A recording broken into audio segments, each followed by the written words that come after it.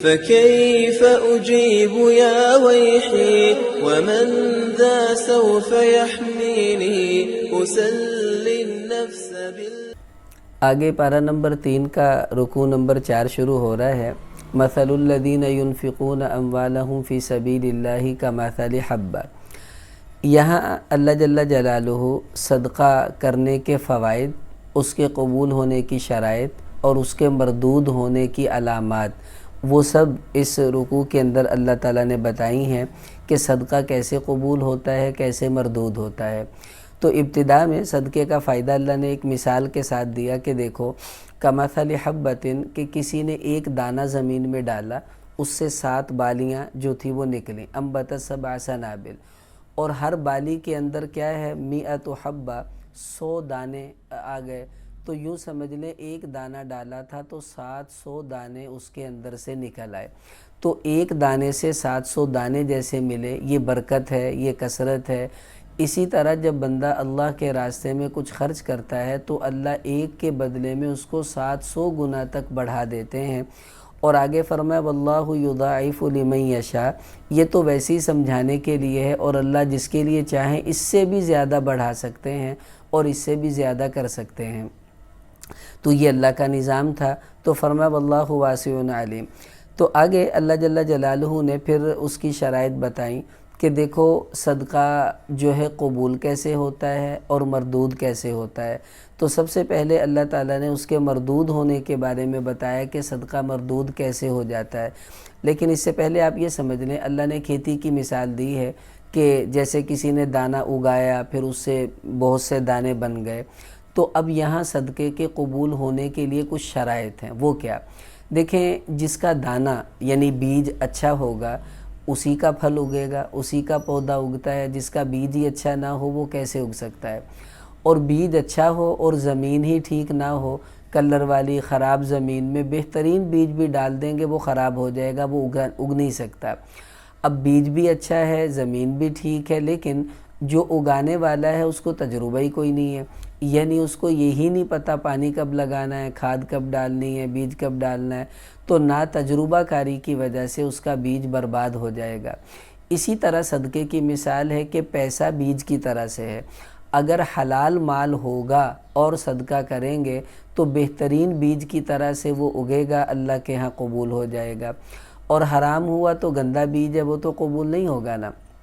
ایسے ہی جس کو آپ صدقہ دے رہے ہیں وہ زمین کی طرح سے ہے، اگر وہ مستحق ہے تو آپ کی زکوٰۃ، آپ کا صدقہ قبول ہوگا، اور غیر مستحق اور غلط جگہ پر دے دیا تو ایسے جیسے بیج کو کسی گندی زمین میں ڈال دیا، اس کا کوئی فائدہ نہیں، وہ اگ ہی نہیں سکتا۔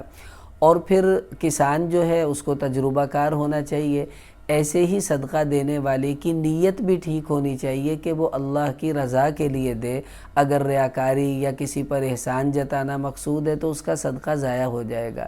تو اللہ تعالیٰ نے آگے فرمایا کہ دیکھو کہ ثم لا یتبعون ما انفقوا منا ولا اذى، کہ یہ وہ لوگ ہیں جو اللہ کے راستے میں خرچ کرتے ہیں، پھر خرچ کرنے کے بعد من اور اذى سے اپنے صدقے کو ضائع نہیں کرتے۔ من احسان جتلانا، اذى دینے کے بعد کچھ ایسا کرنا جس سے ان کو تکلیف ہو، ان کو حقیر سمجھا جائے، گھٹیا سمجھا جائے۔ یہ بڑی عجیب بات ہے، اور اسی کو اللہ نے آگے ایک اور شرط بتائی۔ وہ کیا؟ کہ ينفق مالہ رئاء الناس۔ اللہ نے فرمایا لا تبطلوا صدقاتکم بالمن والاذى، کہ دیکھو احسان جتلا کر، تکلیف دے کر اپنے صدقے کو باطل نہ کرو، اور ساتھ ہی رئاء الناس، اور لوگوں کے دکھاوے کے لیے دو گے تو بھی تمہارا صدقہ باطل ہو جائے گا، ریاکاری نہیں ہونی چاہیے۔ تو یہ صدقے کی قبولیت کی شرائط ہے۔ اب ہمارے ہاں لوگ کیا کرتے ہیں، کسی کو کوئی صدقہ ودقہ دینا ہو سب سے پہلے تو سیلفی بنوائیں گے۔ اب سیلفی بنوانے سے بیچارہ وہ غریب رسوا ہو جاتا ہے، وہ تو چپکے سے لے رہا تھا کہ چلو کسی کو پتہ نہ چلے، میرے بچوں کا پیٹ بھر جائے، اور آپ نے سیلفی بنا کر اس کو فیس بک پہ ڈال پر پوری دنیا کو بتا دیا کہ میں نے اس کو پیسے دیے ہیں اور اس نے پیسے لیے ہیں۔ اس کی عزت نفس مجروح ہوگی تو یہ اذى آ گیا۔ پھر وہ جب کل کو ملے میں نے تجھے پیسے دیے تھے، یاد ہے نا میں نے تجھے پیسے دیے تھے، یہ من ہے اس کو جتلانا، اب بھی آپ کا صدقہ ضائع ہوا۔ اور یہ جو فیس بک پہ لگانا اور جناب اپنی آئی ڈی پہ اس کو چڑھانا کہ دیکھو جی فلاں صاحب آٹے کے تھیلے تقسیم کر رہے ہیں، راشن تقسیم کر رہے ہیں، اگر کر رہے ہیں تو اللہ کے لیے کر رہے ہیں نا، کیوں اپنے عمل کو باطل کریں۔ میں عرض کروں، ایک ہی قصہ سناتا ہوں، اس سے سمجھ میں آئے گا کہ کس طرح صدقے کو چھپا کر کیا جاتا ہے۔ امام زین العابدین رحمۃ اللہ علیہ امام حسین رضی اللہ عنہ کے بیٹے ہیں، کربلا کے میدان میں یہی بچے تھے، ان کا نام علی تھا۔ تو ان کا جب انتقال ہوا، غسل دینے لگے تو ان کی کمر پر ایسے نشانات تھے جیسے مزدوروں کی کمر پر ہوتے ہیں، مطلب یہ کہ جیسے کوئی بوریاں اٹھانے کے نشانات۔ اب لوگ بڑے حیران کہ یہ تو بڑے مالدار تھے، پوری زندگی کبھی انہوں نے مزدوری نہیں کی، تو یہ نشان کیسے آ گئے؟ بعد میں پتہ چلا کہ رات کے وقت یہ بوری میں راشن ڈالتے، چیزیں ڈالتے، اپنی کمر پر اٹھاتے اور رات کے اندھیرے میں ایک غریب آدمی کے دروازے پر ڈال کر غائب ہو جاتے۔ وہ صبح اٹھتا، بوری اندر کرتا، اسے استعمال کر لیتا۔ تو ان کے انتقال کے بعد پتہ چلا کہ مدینہ منورہ کے 100 گھر ایسے تھے جو ان کے دیے ہوئے راشن پر گزارا کر رہے تھے۔ وہ تو راشن بند ہوا ان کے انتقال کے بعد تو پتہ چلا کہ یہ دے کر جاتے تھے، تو پوری زندگی کسی کو پتہ بھی نہیں چلنے دیا کہ کون دے کر جا رہا ہے۔ یہ والا صدقہ اللہ کو مطلوب ہے، اور ریاکاری والا پھر تو ضائع ہو جائے گا۔ تو یہ بڑا اہم رکوع ہے کہ اپنے مال کو دے کر کہیں ضائع نہ کرنا، کہ ایسا نہ ہو کہ دنیا بھی جائے اور آخرت بھی جائے، کہ پیسے بھی گئے اور اجر بھی نہ ملا تو کیا فائدہ۔ اس لیے اللہ تعالیٰ نے یہاں پر یہ ساری جو ہے وہ ترتیب بتا دی۔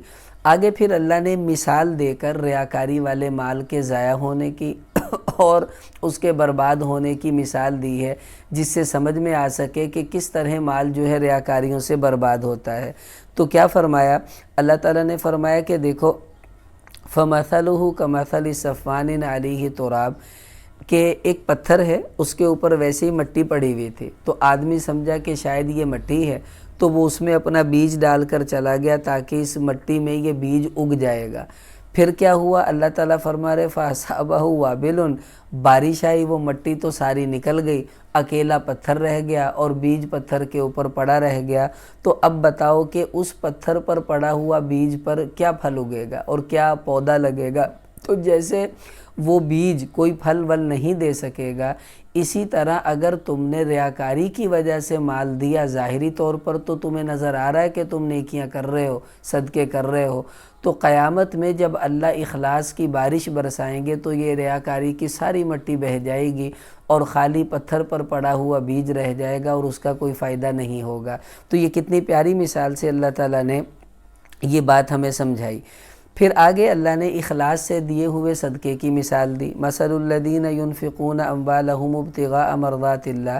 اللہ تعالیٰ فرما رہے جو اخلاص سے دینے والے ہیں اللہ کی رضا کے لیے، ان کی مثال ایسے جیسے کسی اونچی جگہ پر ان کا باغ ہے اور وہاں بہترین موسم ہے اور بارش پڑتی ہے تو ان کا پھل دگنا جو ہے باغ فآتت اکلھا ضعفین، تو ان کا باغ دگنا پھل دینے لگتا ہے بارش کی وجہ سے۔ فإن لم یصبھا وابل فطل، چلو اگر بارش نہ بھی پڑے تو ہلکی پھلکی اوس، ہلکی پھلکی بوندا باندی بھی اس کو فائدہ دے دیتی ہے، کیونکہ وہ پورا مٹی کے اندر بیج ڈالا ہوا ہے اور وہ تو انشاءاللہ اگے گا، اللہ پاک اس کو اگائیں گے۔ تو یہ اللہ تعالیٰ نے اخلاص کی یہاں پر جو ہے وہ مثال دی۔ پھر آگے ایود احدکم ان تکون لہ جنہ، یہاں سے اللہ تعالیٰ نے من اور عزا، یعنی جو اپنے صدقہ دینے کے بعد احسان جتلائے یا دوسرے کو تکلیف دے، اس کے صدقے کے ضائع ہونے کی مثال اللہ تعالیٰ نے دی، اور یہ بڑی عجیب مثال ہے۔ اللہ تعالیٰ فرما رہے اس کی مثال ایسے ہے جیسے کسی کا انگوروں اور کھجوروں کا باغ ہو اور وہ بندہ خود بھی بوڑھا ہے اور وَلَهُ ذُرِّيَّةٌ ضُعَفَاء، اور اس کے کمزور چھوٹے چھوٹے بچے بھی ہیں۔ پھر کیا ہوا کہ باغ جو تھا وہ پھلا پھولا، اس میں پھل لگنا اس کو نظر بھی آ گیا، لیکن کیا ہوا فَأَصَابَهَا إِعْصَارٌ فِيهِ نَارٌ فَاحْتَرَقَتْ، ایک دم رات کو آگ کا بگولا آیا اور اس کا سارا باغ اس نے جلا کر ختم کر دیا۔ دیکھیں جوان آدمی کا باغ ہونا، وہ کہے چلو کوئی نہیں پھر اگ جائے گا، کیونکہ باغوں کو اگتے بہت عرصے لگتے ہیں۔ تو یہاں اللہ نے مثال دی کہ وہ بندہ بھی بوڑھا ہے اور اس کے بچے بھی چھوٹے چھوٹے ہیں اور سارا باغ اس کا جل گیا، اس کو کتنا دکھ ہوگا کہ میں تو دوبارہ باغ بھی نہیں اگا سکتا۔